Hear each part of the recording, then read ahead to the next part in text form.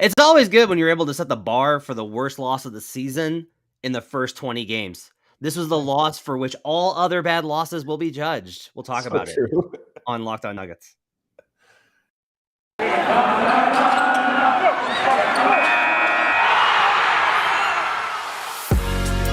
You are Locked On Nuggets, your daily Denver Nuggets podcast. Part of the Locked On Podcast Network, your team every day.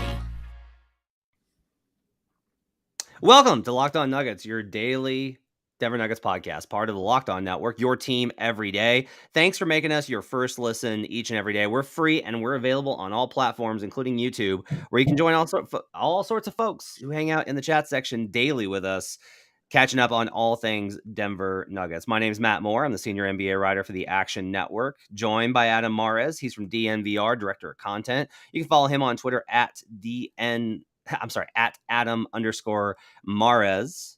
Want to let you know that today's episode is brought to you by BetterHelp. This episode, as the world's largest therapy service, BetterHelp has matched 3 million people with professionally licensed and vetted therapists available 100% online. Learn more and save 10% off your first month at BetterHelp.com/LockedOnNBA.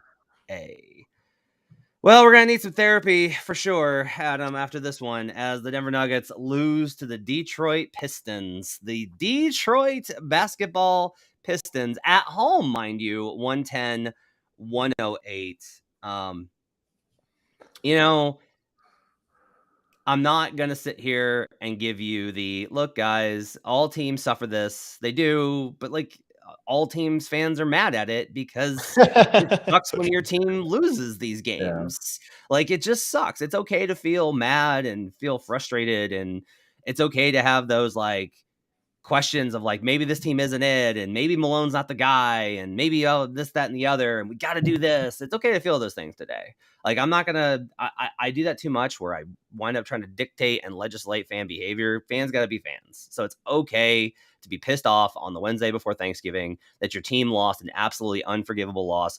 I can construct for you an entire scenario where it's look, in reality, I kind of understand, I'm not surprised that this happened because I watched the NBA enough to see this happen across timelines and teams and situations.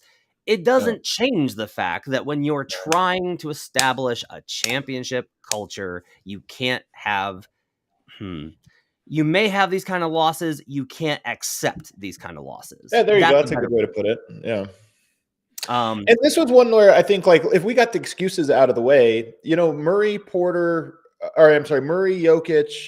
Gordon. Gordon was cleared, I think, a little bit earlier in the day, but Bones obviously playing and then not playing, and then Murray and Jokic not being cleared until 2.5, 3 hours before. They didn't have their usual warm-up routine and everything else. And then, just not having a game plan. You can't count on those guys because you didn't think they would be there. And then they show up at the arena an hour and a half before the game. It throws a wrench in the system. The counter to all of that was, it's the Detroit Pistons. Yeah. That was a bad team. I was so unimpressed with the Pistons. In the first half of that game, I was like, wow, this team's defense is one of the worst I've ever seen in my life. Yeah. I think I've thought a lot about I thought a lot about the fact that they were announced before the game, and that's because I did this story a couple of years ago, and it really influenced the way I think. I talked to several coaches about what it's like when a guy gets announced out or in late, and he just said it throws kind of the entire thing off because you prepare for one situation, one approach, and then you're hit with the other. That's an excuse because the lowest bar for you should be you beat the Pistons by 5. That's the thing. If this was a team that I think Denver is better than, the Lakers or, somebody of that caliber where you're you know what, they're better than them, but you got to show, maybe you lose that one, I would understand it. But this Pistons team is one, they're trying to lose. This is one of the teams that is desperate to get that top pick. And then I know players aren't trying to lose, but I'm just saying they didn't have Cade Cunningham, didn't have Isaiah Stewart. Yep. They were so short. And the guys that they rolled out there were not world beaters. No. You still have Jokic, Murray, Porter, Gordon, KCP, Bruce Brown, all these different guys going up against Alec Burks, who's fine. He's a good player and he had a great game. But you have so many more guys than what they had to throw at you that you still have to find a way to win. And then how it happened to me. because we can sit this and say, like, some games, even the worst teams get lightning hot from three or whatever. That's not what happened in this game. That's not what happened. Denver just lost it. I like this point from Hurricane a lot. Why does it seem like they have like the Nuggets have good reserves, but an absolutely rotten bench? I actually really like the way that that's described. Like, I like the way that they're good.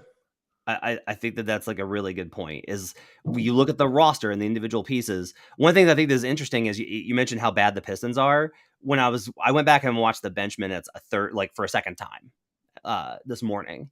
And one thing I was really hit with is I was just like, man, Corey Joseph, Alec Burks, they really like that. That's two guys that have been in the NBA a long time and know how to play basketball. And they hit the second unit with guys that are either just outside of when they were like heavy minute usable or too young.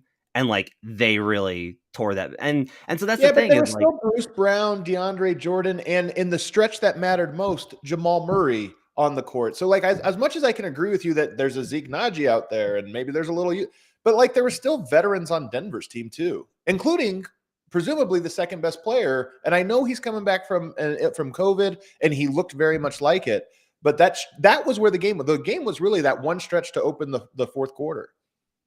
Yeah, and I mean, look, I'm going to be, when I said like guys that are past their playing point, like I was specifically mentioning DJ. So like we gave DeAndre Jordan his credit and his flowers on Sunday when they got the massive win versus the Mavericks. And I've been largely like pretty positive about DJ, and I continue to feel that for the duration of the season, eye test wise, it's been fine. But I mentioned this on the last on like the show on whenever.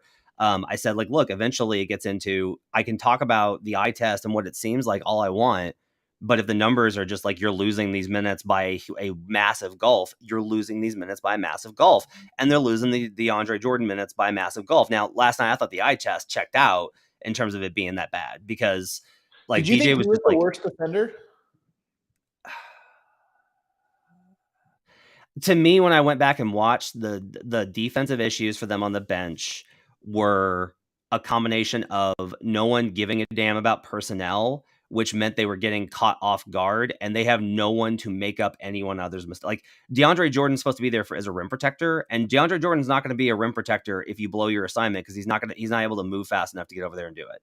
Right? Like he's not going to like patrol the paint, make a great rotation and close it off. That's not what he is at this point. All the talk about, like, I mean, I said, like, hey, we all said he was kind of dead and he's not. Well, he looked absolutely like Jalen Duren was just a kid. They went out there and absolutely smoked him by being more athletic and having more energy. Like DJ was flat. Like he just was. He wasn't, and that hit his focus because he wasn't able to grab rebounds. They got knocked out of his hands. It hit him in terms of just being out rebounded by Duren sitting right next to him. Like in general, like all of these types of things. Like I don't understand when people are like, "Oh my God, DJ's the worst. I hate him so much." I don't understand what you're watching most games, but last night, yeah, no, I get it. Like he was. I'll say this. If you have an upgrade at center, at rim protection center by 10%, then you're in a much better spot at least to win that game. It's funny because I thought DJ was really bad in like the end of the first quarter, or something, like his first minutes of his first stint, but the rest of it didn't stick out to me. On rewatch, I'll have to really see, if he stood out more than the rest of the guys. I thought the whole second unit looked inept, but yeah. I gotta ask this question. Sorry, I just gotta ask this. Dr. Cross says, why didn't Malone sub out DJ in the second half? He did. Like DJ left at like the 9-minute mark of the fourth. Like, yeah, but that's his regular rotation. That's just bringing the starters back early because again, we've seen, how many times have we seen this one, man? It's actually funny. You always say the like one good stint from the bench is good enough. Yeah. It's the fourth quarter start one that's the most damning. Like if you're bad in the first 3 minutes of the fourth quarter, it feels like that's the one that really kills you. And that's what happened in this one. It was like a 12-3 run or something to start the fourth where you're like, you got it. Because I'm watching the whole game going, wow, Denver played a horrible game, but they're still going to close this one out. They're going to win. See, and that's where it gets tough because I am focusing all of the negative attention on DJ here. And I was ready to quit Zeke because I thought he played 3 really good quarters. And then I went back and watched the early fourth quarter stint. And Zeke overhelps multiple times and then isn't able to get back to. He got lost on one transition play. I didn't notice this. Yep. Yeah, and he got beat baseline, and that gave up 4 points. And it's just like, I'm not putting this on Zeke versus DJ. I'm not. DJ was worse last night, even though Zeke's plus minus was terrible. Like, I thought DJ was by a margin worse than Zeke. But at the same time, they're also playing different positions, right? Like, you didn't see much of the small ball lineup. The rotation is interesting because I noticed it last night. Like, one of the things, Detroit is a terrible defense, and they give up everything at the rim. And I feel like they overcorrect to the perimeter. I don't know why, but they just seem to really close out. Denver and Zeke Naji in particular, but this is a lot of Denver players have done this, overcorrect to the paint. And Zeke on a couple of these like pick and rolls where he's guarding the guy in the corner was like on the opposite side of the paint, not even with a foot in the paint, like in a foot outside the other side of the paint. And I remember just thinking, like, is that the scheme? Are they calling for him to rotate that hard? Because that's way too far to be able to close out. So that was, you're right. That did stand out to me quite a bit. But it was so egregious that it made me wonder, is that Zeke going rogue? Or is that what he's been tasked with doing? That's how out of position it seemed like he was. Yeah, and like the other you could see if you watch the body language of the Nuggets, like they're all kind of looking at Zeke like, what happened there? Really far over here and help. Which, like, to be fair, I don't think anybody should be pointing fingers, right? Because like it's just like, guys, like everybody's struggling. You're losing to the Pistons. It's time. No, let's not point fingers at any one particular person. It's everybody. Let's take a break. I want to come back and I want to ask you a question about the rotations and about like if there's one fix that nobody wants to make that might be the one that they need to. We'll do that when we come back on Locked On Nuggets. But first, I want to tell you about Turo. Turo is the world's largest car sharing marketplace. With Turo, you can book any car you want, wherever you want it, from a community of local hosts across the US, UK, Canada, and coming soon to Australia. You can forget boring rental cars and find your drive at Turo.com. You can book an SUV or a minivan for a family road trip, a pickup truck for some errands, or even test drive an electric vehicle. I really want to do that. Like I really want to see what that's like. Every trip is backed by liability insurance. Terms, conditions, and exclusives apply. Forget boring rental cars and find your drive at Turo.com. We'll be right back on Locked On Nuggets.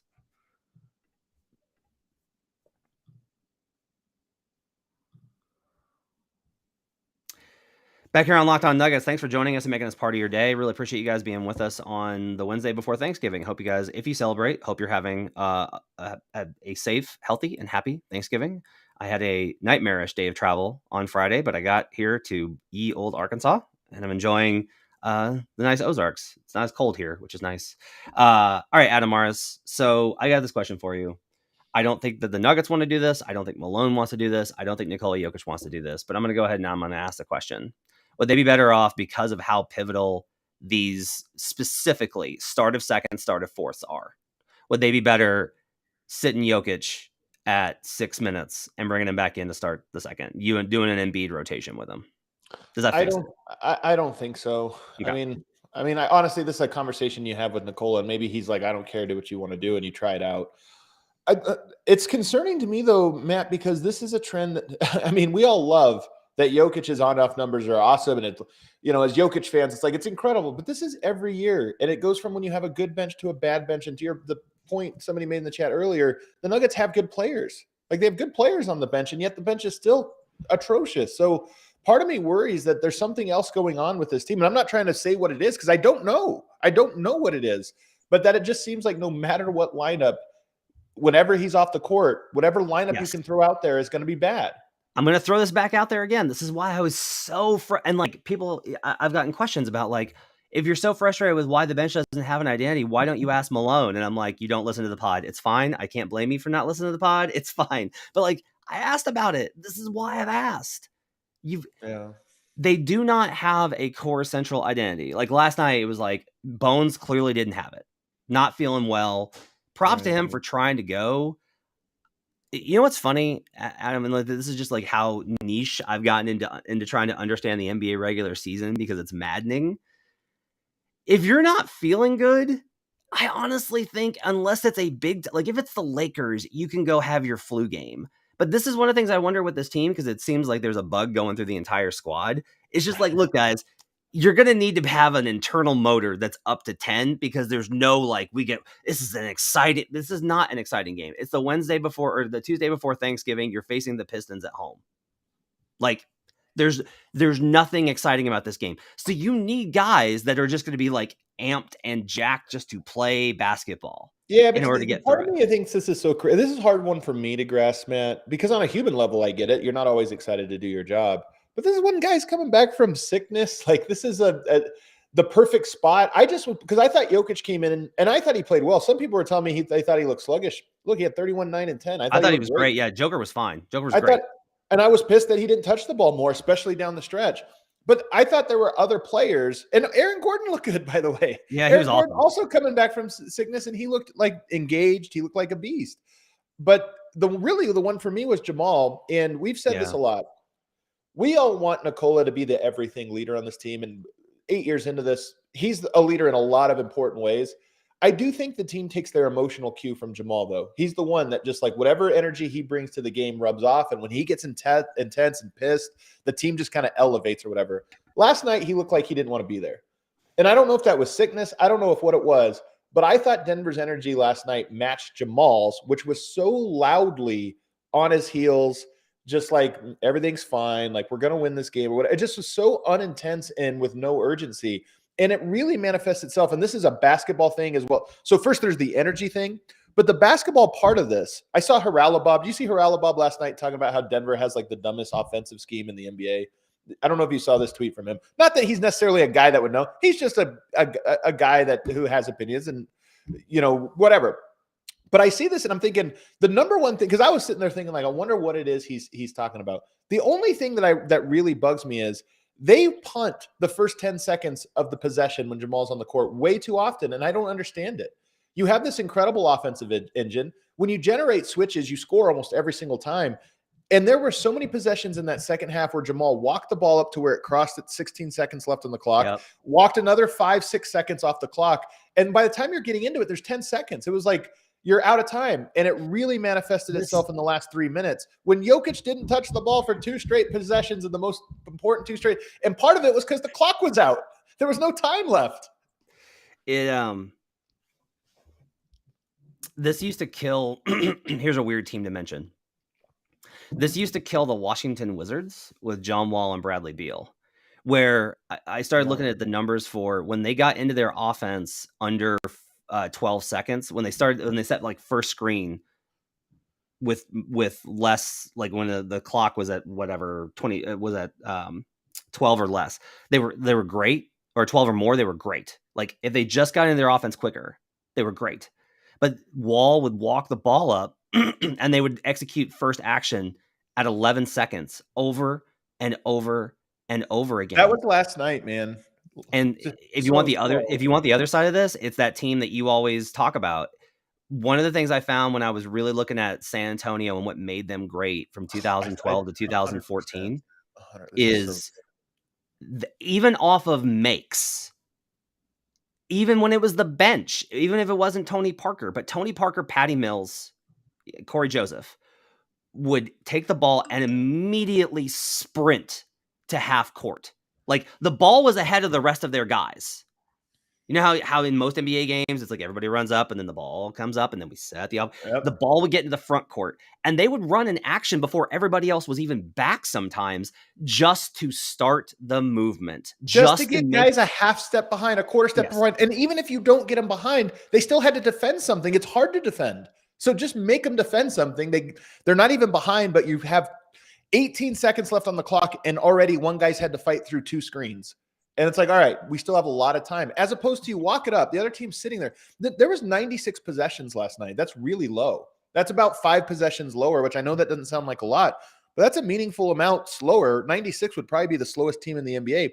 That's what you played last night against a horrible team coming to you at altitude on the end of a long road trip. I don't understand it. But to me, and here's the thing, because Christian Brown, we can talk about him next, but Christian Brown got benched in this game after 3 minutes. I didn't notice why he was the guy that you looked at and said this was the problem. And then the bench proceeded to be exactly the same, made no impact on the effectiveness of the bench. But Malone is clearly focused in on something that he's did wrong in this one. But I look at it and I go, to me, focus on the pace your team plays in this specific way, not transition, not getting shots up quick. Just do you get to your sets quickly? And Denver gets to the slow, and this has been a trait, by the way, in all of the Jokic era. They get into their actions really, really, really late. and you have a player in Jokic who's really great, and he kind of disguises it because the half court numbers are so good, but the half court numbers would be better if you just did the things the right way. And to me, I think it's one of the easiest. And by the way, this impacts your defense, because guess what happens when you allow a defense to sit for 12 seconds of every possession and just get set?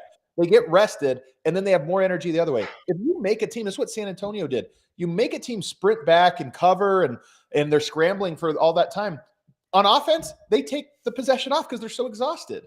What's crazy, though, is like, look, do I think that the starters played as well as they could have? No. Did they do their job and did they win by? Yes. Like, if you just look at the margins that the starters won by, I can't get to a point where I'm like, okay, because I usually do this where I'm like, look, you have to expect your bench not to be great. Again, the money thing, right? But like the margin that the starters won by was more than enough to take care of this. And so if you look at the bench and you're like, look, I mean, their offense was absolutely horrific. Like, they had a 93.8 offensive rating in the 9 minutes Bones played and a 95.9 offensive rating in the 25 minutes that Bruce played. Like, nobody on the bench had an offensive rating above 96. That is miserable versus the Detroit Pistons. Zeke Naji, 81. Holy hell. Yeah, that's the worst defense in the NBA. DeAndre Jordan, 70 against the worst defense in the NBA. Oh, geez. Yeah. Right. But and then you flip it to the other side and you go, okay, but how is the defense? Because you can win if it's like, all right, you didn't score, but you didn't let them score. So it was like you were a small. No. 129 a defensive rating for Bruce Brown, a 158.8 in Bones' 9 minutes. Again, I'm trying to be nice to Bones. He was clearly not feeling good. DeAndre, 131.8. That's miserable. Zeke, 135.9 in 20 minutes. That's miserable. And it's like, I'm not going to sit here and say that the starters always have to compensate for the bench, even if the money discrepancy is significant. You don't have time. Just bothered me more. I know it's weird to say, but the starters just got under my skin. The starters Oso says this, the starters are just Jokic. Okay, so I want to make this point. You're right. Okay. If you ask me what's the reason for this, I keep coming back to this, which is I do not think that this team knows how to play without Nikola Jokic, in part because they are so specifically tailored and work so hard to make sure that they can play well with Nikola Jokic. I don't think that's all of it, but I do think that's a larger part of it than maybe anything, and maybe certainly a larger part than what people want. And I don't know who to put the blame on. I'm certainly not putting the blame on Jokic. No, but I do think there's something to. You learn to run a certain offense that's very different, and then when he comes off, you probably need to do something else. And does that mean teams have to learn 2 offenses in one season? And is that too much to ask? I don't know. And like, I'll also say this, like you say, the starters or just Jokic. Aaron Gordon played well. Michael Porter played well. I thought KCP's defense was good. Jamal had a bad game. Jamal had a no good, bad, rotten, probably should not have come back game. Like, I don't really. I'll say this, like, that's his decision. Once he's cleared from H&S, he gets to make the decision about whether he plays or not. That's his call. He makes, however many million. Like, he gets to make, in the NBA, you get to make that decision on whether you play or not. And I'll tell you, I was ranting to friends yesterday about how many times I see players elect not to play when they can and how often that frustrates me. So, like, I don't want to sit here and criticize Jamal for choosing to want to play basketball, which is his job, right? It's just like, in retrospect, it does look like, look, if you're not this, and this is why guys take so much time. Like, think about this, right? Like, this is why a lot of times guys are like, I'm not going to come back because if I look like trash, this is what it looks like if you come back too early. Yeah. And Murray had a really bad close to the stretch, again, not getting the ball to Jokic. But here's the thing is, they play slow even when he is like fully healthy. So there's one thing they could have done a little bit different last night that I think would have made all of the world a difference. And that was just play a little bit faster. But to your point, it is the second unit that lost this game, even though the bench the starters really annoyed me and how they just did not get the ball to Jokic as much. Jokic was scoring so easy. Some of those posts that we had in the clutch were like, okay, we have a really cool option that works every time, and we have this other stuff. What are we going to try? Aaron was, again, this is one of those things. Aaron was playing so hard on both ends and hit that big 3. And so then he goes and thinks like, I can hit another one. And then it'll be like, it's a big momentum 3. And instead he airballs it. Right. Oh. Like, that was that's a matter of, I feel like that's when the emotions of the game get to you and get you too confident rather than always staying with we can generate great shots, great looks if we just keep going to Nikola. Like we got to ride the meal ticket. And that's where I think it gets tough. Nelson says the other part is Malone's a horrible offensive coach. I'm not going to just refute this. This is what I'm going to say. I cannot get there given that they've been a top 5, top 10 offense every year. I can't get there. I don't think that means that Malone's an incredible offensive coach. They're not the same thing. Like all the stuff we're talking about with the bench having no identity, that to me goes back to coaching. Now, I think that's honestly an assistant. I've had concerns with the assistants for a while. I don't think the assistants are innovators. They had innovators in the time when they were playing the best offensive basketball that we've seen, which is like those 17, 18, 19 years. They had innovators. And they've gone to former head coaches that are sons of coaches. And I don't see those guys innovating. Like Ryan Saunders was never an innovative coach. I'll say this because innovation versus not, I don't know. I'm on a big kick on this lately, Matt, just because of for personal reasons. But I really do think that a lot of what separates success at anything, not just basketball, what do you focus in on? What are the things that really stick out to you in a sea of information on things? And I think that highly successful like business people, there's so much noise and they kind of just know their filter goes, this is the detail you need to be focused in on, or these are the ones, and where do they connect? And I think it's probably the same for basketball, where we all have different biases that we take to the table. We all have different things that stick out to us. Like for me, for example, saying I'm so annoyed with Jamal and this or that.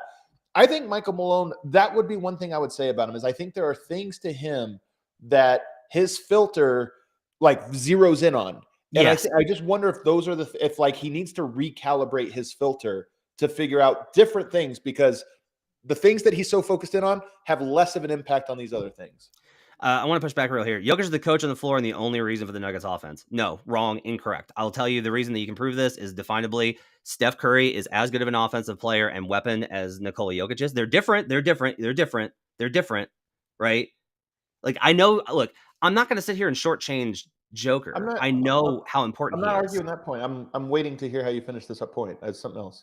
Mark Jackson coached them to like a mid-15, like a mediocre offense. Trust me, there are coaches in the NBA that could take Joker and have a 15th ranked, 20th ranked offense. Like the one thing I will say though is difference between on that specific example is I actually think Jokic is a significantly more versatile offensive player than Steph. Like Steph is obviously good, but like any offense you run, Jokic can adapt to, and like you're going to post him up 100 times a game, he'd be great at that. Like he's good at a post player, but I still think that it comes down to just the like.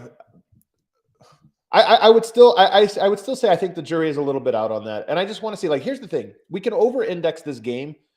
It was one game. The Nuggets were looking really, really, really good before all of the sickness, and they did not look this way against New York. They didn't look this way the first game against Dallas. They got a heroic win like off of just sheer like heart and energy and against Dallas, and then they look bad here. It's a 4-game sample size. Prior to that, they look great. I think if they end up looking like they were 2 weeks ago tonight, and then on Friday, and then back on Monday, like this will be a blip. That the context of it will be they came back from injury, they had a bad moment. Let's not read further into it. I want to go ahead and I'm going to press you on this. Okay. Do you think Michael Malone is holding Nikola Jokic back? I think that not. I honestly think part of this is just playing faster. Again, like he's elevated Jokic in a lot of ways. That sounds like you're putting me too much in a hot take spot. I think there are things that the Nuggets that Malone needs to really focus in on that is going to like free up Michael Porter Jr., get the offense going better, improve their defense. And I think there are not things that he has traditionally valued. And I think it's time for him to value those things. But that's different than saying he's holding him back. Like Malone, the thing about Malone is he often arrives at the right conclusion slower than we would all like. And I wonder if this is another one of those things. Like he says, we're 18 games into it. We had this little illness or this or that. And I just wonder if it's like, hey, he's going to get there pretty quickly, or he'll get there in the next 15 games. I mean, I totally get what you're saying in terms of like, it's not like because we always talk about this, about how these things aren't binary. Like you can criticize players without saying they should be traded. You can criticize coaches without saying they should be fired. That's like one of our like core essentials on the show. My thing is, I don't have reason to believe that Michael Malone is holding them back the way that many people feel that he is, given how good the results are. Even if Nikola deserves 95% of the credit. Like, I'm okay with that. I'm all right with, because I think that most teams, the best player is what drives. That's actually most great players. Yeah, and Joker does it more than most because he's such a facilitator, right? Like Kevin Durant makes your offense elite because of his combination of skill set, but Joker does way more because he's a way better passer, playmaker, screener, finisher, decision maker. Like he's all of these. Mid-range shooter. What? I just said mid-range shooter. I just threw that in there to be hot takey. Yeah. Better than KD. Boy, the brain cells are just like the comments are just murdering Malone right now. I think my only thing is I honestly am more mad at Jamal Murray after that game. I know you are. Yeah. Because he had some turnovers that were god awful. It wasn't even that. I don't care about that. Like, you can have, everybody's entitled to bad games. What was he, 3 of 12? Everyone's entitled to turnover game and bet this or that, but they can still win by just get the ball up the court. I mean, walking it up the final, there was 8 seconds left in the game and he walked the ball up the court. And I just what are we doing here right now, man? What are we doing? Yeah. Yeah. And maybe some of that's like MPJ, again, I kind of get back to this, is like, so the comparison here, and we need to take a break, and we're going to talk about 100 invisible threats, but the comparison here, honestly, to me, kind of seems to be the Bucks. Okay. And the Bucks offense isn't in the same class as the Nuggets. But one thing that's interesting with them is there are times when Giannis is a lot of times Giannis is the entire engine. Right. And there's a lot of times when Drew's like, I will take the wheel. And there's a lot of time when Chris Middleton's like, you guys chill, I got this. Like, I will take some possessions. And to me, you talk about pace, I feel like there's a correlation between the amount that Joker has to do and how much slower they have gradually played over the last 4 seasons. Like, I think that there's a real...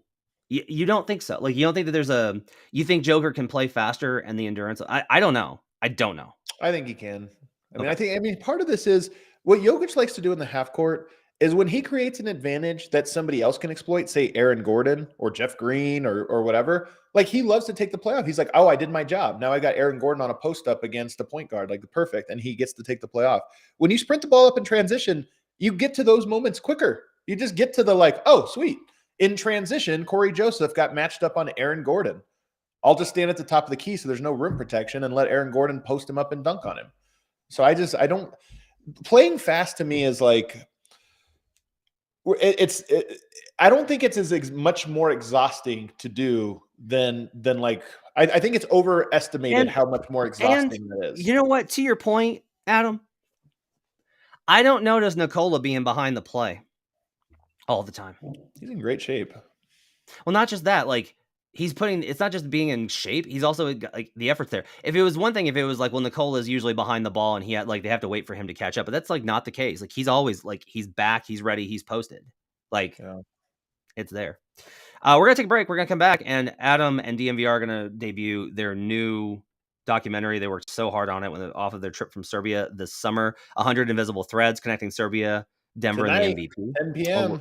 We're going to talk about that when we come back here on Locked On Nuggets. But first, I need to tell you about some of our great sponsors, including LinkedIn Jobs. These days, every new potential hire feels like a high-stake wager for your small business. You want to be 100% certain you have access to the best qualified candidates available, and that's why you got to check out LinkedIn Jobs. LinkedIn Jobs helps you find the right people for your team faster and for free. All you got to do is just go on there, click a few buttons, and you're able to post your job correctly with the right questions to get the right people. It's such a simple process. A lot of these job sites will use a very complex set of parameters to set up everything that you want to put in there. LinkedIn Jobs is easy, quick, fast, get you the right people. They use simple tools just like screening questions that make it easy to focus on candidates with just the right skills and experience. so you can prioritize who you'd like to interview and hire. It's why small businesses rate LinkedIn Jobs #1 in delivering quality hires versus the leading competitors. They help you find qualified candidates you want to talk to faster. Post your job for free at linkedin.com/lockedonnba. That's linkedin.com/lockedonnba to post your job for free. Terms and conditions apply. We're also brought to you by BetOnline. BetOnline.net is your #1 source for sports betting info, stats, news, and analysis. Get the latest odds and trends for every professional and amateur league out there. From football to basketball to soccer and esports, we've got it all at BetOnline.net. I have round robined all the favorites on Thursday football for Thanksgiving, because they have hit at a absolutely ridiculous rate, 70% plus when the favorites win on Thanksgiving. Not really a shocker there, considering the Detroit Lions always play, although they're pesky this year. We're always the fastest and easiest way to get your betting fix at BetOnline. Head to the website today or use your mobile device to learn more. BetOnline, where the game starts. We'll be right back on Locked On Nuggets.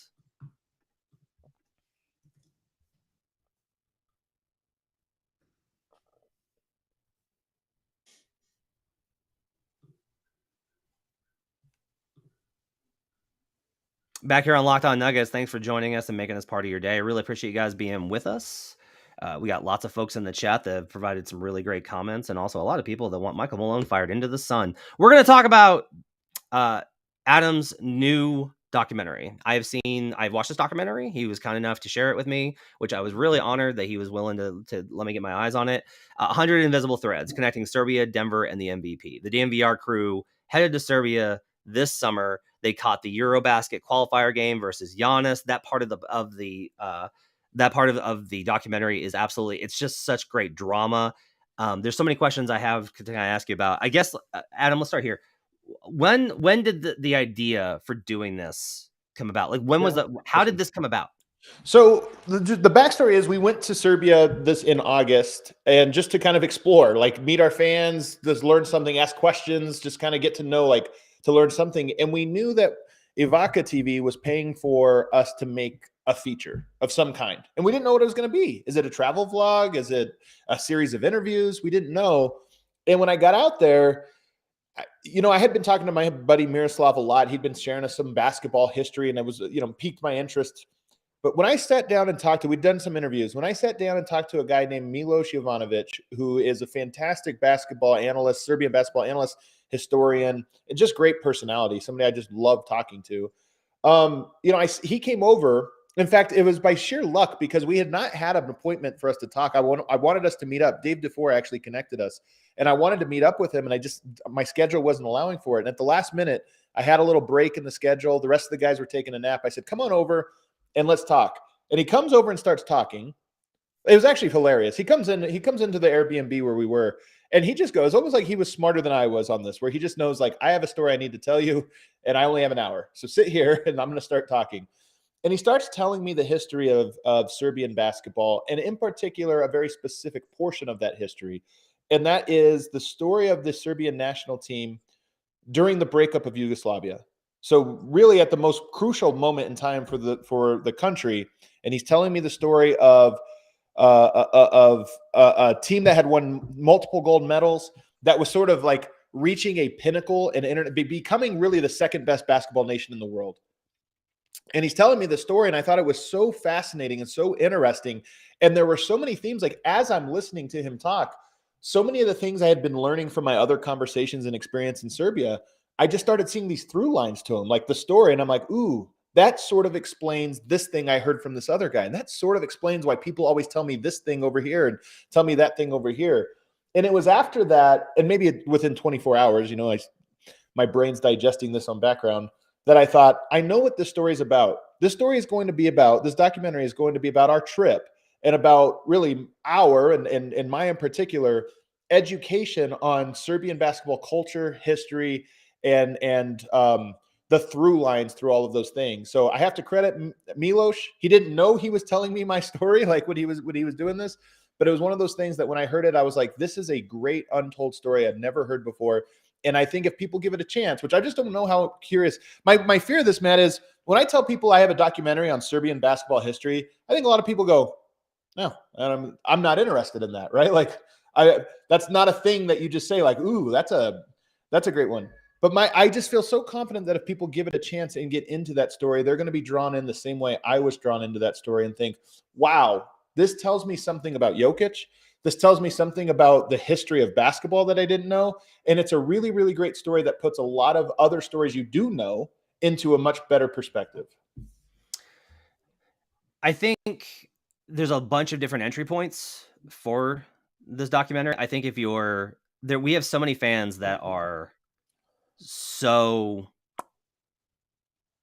such big fans of Jokic. And like this is a tale as old as sports of just being in at least in the modern era of wanting to know more and more and more. And if you want to understand, I think Nikola, if you really want to have like a good sense of this player that has come to embody your fandom so much, and honestly, we're reaching that point where there's a lot of fans that are bigger Jokic fans than they are even Nuggets fans, which is natural, by the way. Like there's a lot of natural, totally Michael normal. Jordan fans first and foremost. Yep. Like it's Kobe Bryant fans more than Laker fans. Like it's very natural. The league's always been this, or not always. The league's been this way for 40 years. And so if you're of that type of fandom, then this is a great opportunity for you to not just learn about the basketball side, to not just learn about, oh, he does this thing when he passes, or, this is where he's really good, or this shot, or here's how he gets to the sombor, but to understand the process of the history of the sport in his country that developed this transcendent generational talent. Like Jokic is the product of this history, of this in many ways, in many ways. And in a lot of ways, like it's fascinating from the perspective I'll say this, you understand a lot more about how much Serbians love basketball because we joke about Nikola like leaving and going training horses and doing all this, that, and the other. But one thing I had never really stopped to think about was like, because I have started thinking a lot about the difference between the NBA and basketball. And that's one of the things I think is really great is like there is such a love of basketball drawn into this documentary in terms of the roots all throughout Serbian history. It teaches you about where Nikola and the entire nation of Serbia, where that love generated from and how it was flourished and nurtured and grew in as they became this really great force. Yeah, there's a line I put in there where there's so many different experiences as a fan. One of the ones I've really enjoyed about the Jokic era is the element of discovery. And like I noticed this with our Serbian followers who don't know anything about Denver. They've maybe never heard of Denver, Colorado until Jokic arrived here. And then it's like, oh, let's look up on a map. Where's that at? Like, what is Denver like? And there's something really cool and unique about that experience, right? Where you're simultaneously discovering new things about the world because of your sport that you like. And for me, this is just going in the other direction. I love the Denver Nuggets. I'm giving this guy from Serbia.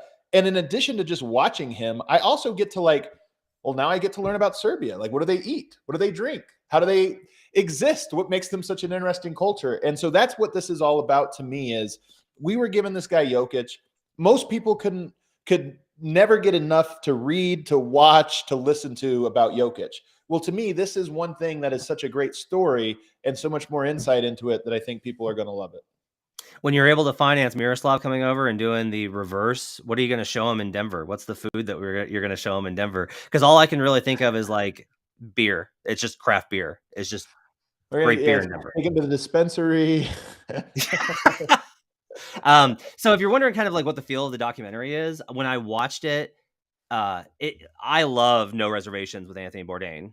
I've read all of Bourdain's books. It's like the best thing. I mean, he's the GOAT. And he is. And I'll say this, like it feels that love of that kind of approach carries through in the documentary where like I genuinely felt like I was watching a No Reservations basketball episode. Like that's what it felt like to me. And it was Tyson says Miroslav needs to check out Casa Bonita. That's amazing.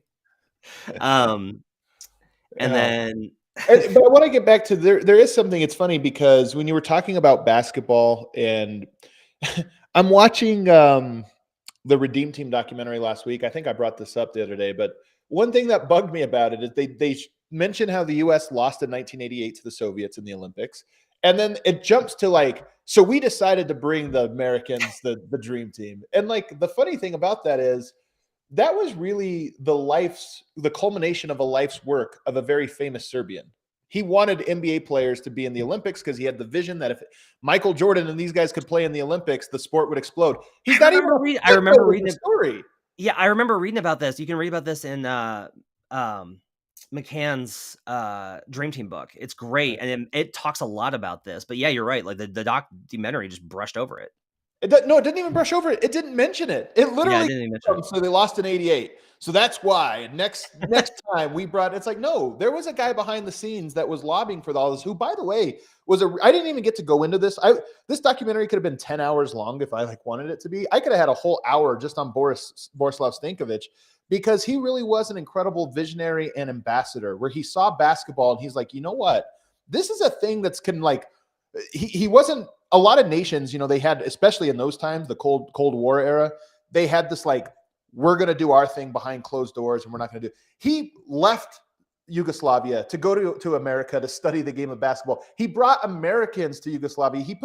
They put together a game between the Boston Celtics and the Yugoslavian team just because they were like, this is like what basketball can do and we want to learn. And I hate there is an American quality where it's we don't need to learn from them. We invented the thing, right? We don't need this or that. And I always loved when Kobe stole Dirk's move. To me, it was one of the cool, quintessential moments of the last 20 years when Kobe was like, I'm the best player and the most popular player and this or that, but this guy over here invented something and why wouldn't I take it from him?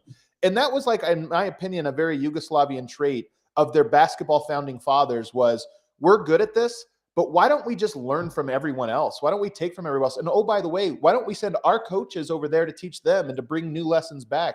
And that's one of the traits that's come. And that's a through line from the last 70 years of Yugoslavian basketball. And I just think it's such a cool trait. Talking to the guys from DNVR, Brendan, Harrison, Dev, like there's just very clear, like it was a transformational experience for those guys. Like it really, like it was a life changing. And I think oftentimes whenever you visit a foreign country, it tends to be pretty like just the perspective of seeing what life is like beyond the universe that you inhabit for most of your life, I think is really life changing. Especially when you get behind. I mean, we were lucky enough that we knew people out there, and then everybody wanted to meet us. So it wasn't like we were just going from hotel to hotel or something. Like we actually got to be immersed in the culture in a way that I think is pretty rare.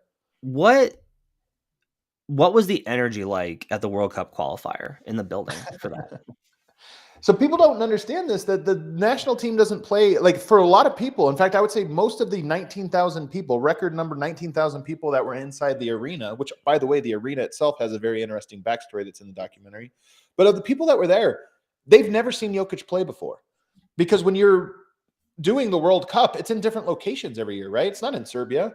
So to have a qualifying event that was a do or die game, and oh, by the way, it featured Jokic and Giannis, that is a once-in-a-lifetime game. So you can imagine if the Denver Nuggets only came to play in Ball Arena once every 10 years, you can imagine what the atmosphere would be like. It would be very much this is a lifetime moment. Oh, by the way, it's win or go home type game.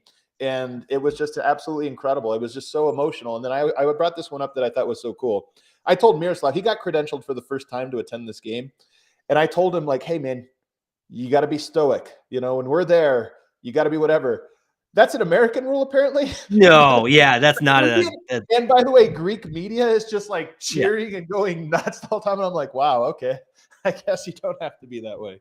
Yeah. There's a whole segment we could do about that sometime. We'll say by the way, the Greek fans were there as well. And I thought that was very cool. Like, I didn't expect it. You're inside Stark Arena, and they put all the visitor fans in one section, and it made up, I don't know, 1/8 or 1/10 of the arena. Like, it wasn't that much, but it was still noteworthy. It was still like flags and people with jerseys and stuff. And it was just cool. It felt like a college atmosphere, to be honest with you. It felt like Duke, Carolina or something like that. Only obviously significantly louder. You've built a company, you've built a career, you've done a lot of I don't think everyone knows about all of your life experiences, which are really fascinating. You're one of them. Like, you are I'm serious. Like, you're one of, when I talk to friends about people I know that have a great expansive experience, like, you're one of them. Like, you're one of the people I really talk to because you've really sought out the world. Where does this land in terms of the things that you're most proud of that you've accomplished in your career as making this documentary? I mean, as far as my sports career, it's easily number one. It's not comparable. It is really, there's nothing, and I don't know that I'll top it, to be honest with you. I mean, I would love to. I would love, like my goal from this, I fell so in love with this. I feel like it's a culmination of all of my skills. You know, we all have different skills at this. To me, this felt like a culmination of all of those things, and also a story that I just don't know that I'll ever top. It's easily number one. And it was so great. Somebody asked earlier if it'll be in festivals. Like, I don't know how to do that, to be honest with you guys. Like, I don't, and it's going to go on YouTube, and I hope people watch it and notice it. Like, this is the extent of how it's going to work. And I believe that when you do good work, people support it, and people support it, it gets noticed, you know, larger and larger. And I hope that's what happens with this one. But I will say, I would really love to be able to do this again. And hopefully maybe more in Serbia. There's more Serbian stories. Maybe it's something else, but the long form visual, like video storytelling to me, and I have to give my guy Ryan Green, I mean, he's as much a credit to this as I am. I mean, this is really a collaboration between me and him. And he just did such an incredible job editing the thing and putting it together. And he was so great to work with too. Like, I've worked with a lot of different people, and he was such a, like, you know, I could explain a high concept, abstract idea to him, and he could distill it down into, like, okay, here's what's going to happen. And so anyway, I would love to do this. I want to tell the story of when I had started learning this history. I was like, wow, what a story. This is like a Disney movie. How has nobody ever told this story? It's like Miracle, right? It's like a story like that. How has nobody told it? I want to do the same thing for Lithuania. I would love to do the same thing for Argentina and Spain and Greece, which has a very interesting basketball history. Turkey. Like, there's a lot of these basketball nations that I think a little bit from American exceptionalism, people are just like, oh, those probably aren't great stories. They're incredible stories. They're absolutely incredible stories, and I hope to be able to tell more of them someday. You just missed the Denver Film Festival. That was November 2nd through the 13th. But next year, I will take responsibility into badgering Adam into submitting this for next year's Denver Film Festival, and we'll see if we can't get that into the rotation. Thanks for joining us, everybody, on Locked On Nuggets. Appreciate you guys being with us. Adam, where can they watch? I'm going to get to this in a second. Adam, where can they watch this? Tell me everything about how to watch. It's on YouTube tonight at 10 o'clock. So we're going to do, we got the Nuggets game. You got the DNVR post-game show, and then at 10 o'clock it premieres. I know that's a weird time. Hopefully they win tonight and everybody's buzzing. You got tomorrow off. It's Thanksgiving, and everybody stays up to watch this one along with me. It's only 1 hour. It's 57 minutes. It flies by, and then it'll be on. So the whole holiday weekend, you can go on the DNVR YouTube page, or you can just search 100 Invisible Threads on YouTube, and it'll pop up, and you can check it out. It'll be up there, obviously, forever, and I hope you catch it. And obviously, Adam will be linking to it on Twitter. You can follow him at Adam. Retweet it, share it, send it on Facebook to your friends and family. Like, word of mouth is the only promote. I had a $0 budget to make it, and I have a $0 budget to promote it. So everyone talks about how much they love Adam. It's time for you to prove it, because this is like a labor of love for him. If you're going to do one thing to support Adam Mares, it's to make us your first listen. But if you're going to do two things, you're going to go ahead and retweet and share this. Send it to your friends, send it to your family. Anybody that's a Nuggets fan, get them involved. Oso Blanco says, I feel like I know Matt better after seeing his full house backdrop on this video. No, this is my parents' house. That's why you see some ridiculous, and I'm not going to show you the photos of me in the background. But this is my folks' house in Arkansas. So definitely not. Photo? Did you have like is there a photo with like incredible hair? Hang on. Are you serious? Yes. Hang on. I can't wait. I've never seen this. I can't wait for it. Oh my goodness. That's my high school photo. Oh, look at him. Incredible. Look at that. That's what I used to be long ago. Thanks for joining us, everybody. Hope you guys have a great Thanksgiving. We're really grateful to have you guys as part of our community. I'm really grateful to be a part of this community. We will be back. Okay, so they play tonight. We're not going to do a show tomorrow because it's Thanksgiving. They play Saturday, I think. Is that accurate? No, they don't play. They play Friday, and then they have Saturday, Sunday. We get a weekend off, Matt. We get a Saturday, Sunday off. I will do a Saturday night show, recapping the Friday night game, because I'll be back in town. So right, I will see you guys then. Otherwise, Adam and I'll be back full show on Monday. Glad to have you guys with us. Make sure to rate, review, subscribe. Have yourselves a great Thanksgiving. We'll see you guys again next time.